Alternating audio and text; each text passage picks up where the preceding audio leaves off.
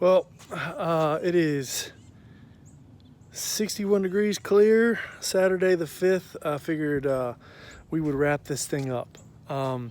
This will be my last video for the Red Tail series for 2018-2019. I'm sorry it's been a while. So we were in the hospital for a few days. I did have a newborn, born on the 26th. And there was a period of time where we weren't flying for 3 days or so. Came back the day after on the 27th, and the bird was half and half, 32 and a half ounces. Flew that day, but it just wasn't following. So put it up, and then the next day I got it out. So that would have been the 28th, and we flew in the morning. And it just wasn't following, and it was down right around 32 or so. So I figured we would wait for a few hours, sorry. We would wait for a few hours, and then I would get the bird back out.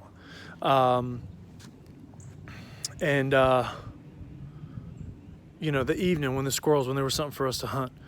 I did pull the bird back out in the evening. It was about 3 o'clock, and we took off. Things look fine. I'm going to turn the camera around here. Hopefully you guys can see a little bit more about what's going on. And I'm sorry I'm not in portrait mode, but I can't flip the camera or it'll be sideways. So, I'm sorry I'm not in horizon mode or whatever. But all right, so I'm going to turn you guys around here and kind of show you what went down that evening. There's this big tree here, right in the driveway. We were flying, so we were walking up the road, me and my father-in-law, and the bird wasn't following. The bird was sitting in this big old tree right here between my parents' house. And then I was like, okay, well, it's not gonna follow. We're gonna call it in. So we come walking back down this road, and I call to the bird, but the bird doesn't move. It's up in this tree. It actually slams into the trunk of this tree. Sorry, I'm trying to look at the screen here and gauge what's going on. It slams the trunk of this tree after a squirrel, and it lands in those little frilly, hold on, let me get them here. There's like little frilly limbs there, and misses the squirrel. The squirrel goes bounding off, right? Then it goes back up in that tree. So I'm like, okay, we're hunting. Let's hunt some more. We're looking for squirrels. And I see it bobbing its head, right? It's up in the very top of this tree. And it's looking back across the RV there towards the trees in the back. And I'm like, okay, we're going for a squirrel back there, right? Well, maybe not. It flies over those trees back there, right? Over the biggest tree. And then I'm like, oh shit, here we go. Not good, right? And we're approaching sundown. So it flies over that tree, and you see that white farmhouse. I'm gonna kind of get down here towards the bank. It was definitely an old shit moment. Rightfully so, right? So there's a white farmhouse over that way, and I'm gonna get down here. Sorry, I'm flipping the phone back and forth, but the video won't allow me to do so. So forgive the bad camera work. All right. So while I talk here, let me get this farmhouse. So there's a farmhouse. You can't see it. Farmhouse over there. All right, and then there's a dock. With a forgive me if the camera's not right. There's a dock with a roof on it, kind of broken down over there. So right where that dock meets the land, there's a tree. I don't know if you can see it very well, but you know, it's probably 200 yards, maybe 300, but my distance gauging is not that great. And we can see the bird, you know, we can see its white chest sitting in the tree, going up and down, chasing the squirrel. I did try to recall, but I knew that was not going to happen. We haven't been working that long. I tried to recall from here on the bank, and it was just still hunting. It was hunting hard. It had been about 10 minutes, and I know that house is, sorry, I'll change here. I know that house is about a 7-minute drive. So I get in the car, pull the receiver out, and I start heading that way. I get over there and I find the squirrel at the base of the tree.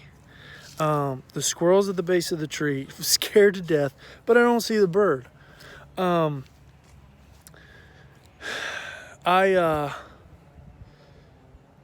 pull out the receiver. I pick a signal, strong signal. I'm like, great, this is good. And remember, I had the snap mechanism on the bird's leg. Well, I walk to the shoreline because the signal is pinging back from this side of the lake. I get in the car after I search, I'm around, I'm like kind of walking around because I'm like, I don't know if that's right. I walk around, don't see the bird, whistle, don't see the bird. So I get back in the Jeep and I drive over here, and sure enough, I find the snap and the transmitter at the base of the tree he slammed into. He must have caught it on a branch. I don't know. It was a poor design, but you live and learn, right? So there's no transmitter. He's not wearing bells. I get back in the Jeep and I ride back over there. Now I somehow find the same adult Cooper's hawk twice over there. It's a little peninsula and then nothing. Go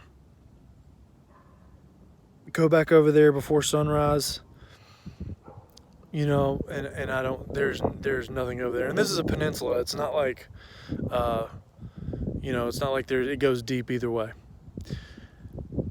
So fast forward to 2 days from there, I get I believe that's right. No. I'm sorry, I have my dates off. Son was born on the 26th.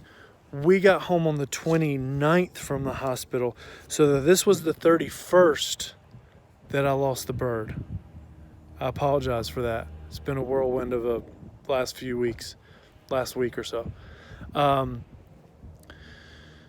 2 days later, so I guess this was probably 2 days ago, something like that. I get a text about 6 o'clock in the morning. Been up all night with the newborn. I get a text that there is a social media site called Next Door Neighbor or something, and there was a post. It was a shared Facebook post, like a screenshot, and it was a bird with Jess's on it. It was a hawk, and it happened to be at the end of this other cove. So I'm going to turn you back around, right? Here's my house. And if you follow back, so it flew to this farmhouse across behind that tree, and that's about a 7-minute drive. It must have then crossed to that cove, that side of the cove, which is a different road, and that's about a 15-minute drive from here. That's one road that goes all the way down as far as you can see. And there's a point through those trees. It comes out to a really skinny point.